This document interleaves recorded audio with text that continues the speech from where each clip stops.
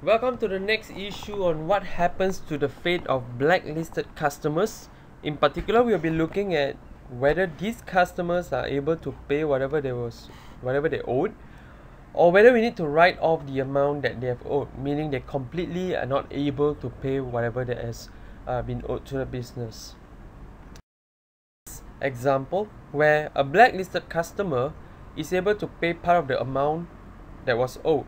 Now, we do not tell these customers that it's alright, they don't have to pay whatever that they have owed, because we are going to they have been blacklisted and we are going to write off the amount that they owed. Logically, a business will still collect whatever amount that the customer wants to pay. So if you look at the diagram on the right, this is a visual representation of the business's sales ledger, or the total trade receivables. And from these trade receivables, we can see that there are a total of 4 customers, one of which has been blacklisted previously. Ing, which owed the business $5,000. Ing, who owed the business $5,000, has been blacklisted by the customer, and the account has been placed in the allowance for impairment of trade receivables. However, on 16 February, Ing was able to pay $2,000 of the amount owed by cash. So the business will record the $2,000 received by Ing as a normal collection on trade receivables. The journal entry is as shown. This means that Ing now owes the business $3,000.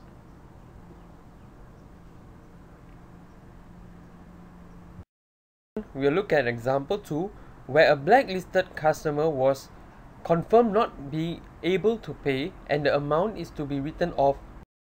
So if we look at this example, there are a total of 5 customers who owed the business money, 2 of which have been blacklisted previously. Ali, who owed the business $750, was blacklisted. Ing, who owed the business $5,000, was blacklisted. However, on 6 June, suppose Ali went bankrupt and the business decide to write off the amount owed. This means that the business would need to remove Ali's account from the allowance for impairment of trade receivables, as well as the trade which is sitting in the trade receivables account. Hence, we would need to debit the allowance, which has a credit nature, and we need to credit trade receivables account, which has a debit nature. So basically what we need to do is to remove or to deduct from both of these accounts, because Ali is now removed from both accounts.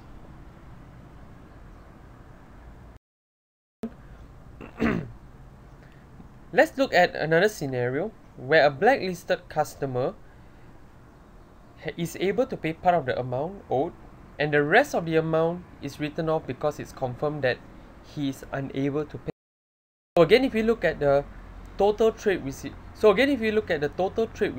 account, we would notice that there are 3 customers who owed the business money, 2 of which have been blacklisted, Gan and Ing.